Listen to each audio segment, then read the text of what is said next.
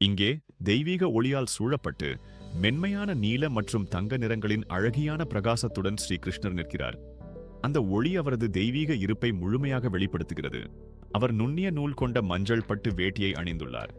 அதன் தங்க ஆபரணங்கள் ஒளியில் பளபளக்கின்றன.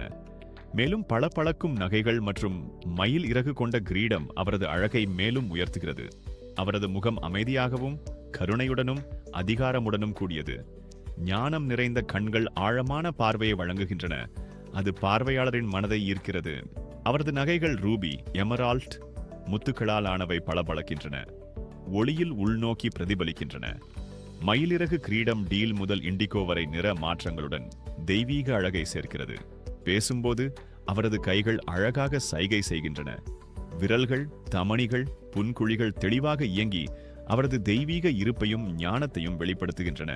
இந்த தெய்வீக உருவம் விரிந்தாவன் போன்ற அமைதியான உலகத்தில பசுமைகள், மங்களங்கள், கோயில் வளங்களுடன் அமைதி, ஞானம் மற்றும் கருணையின் சர்வோச்ச அடையாளமாக திகழ்கிறது.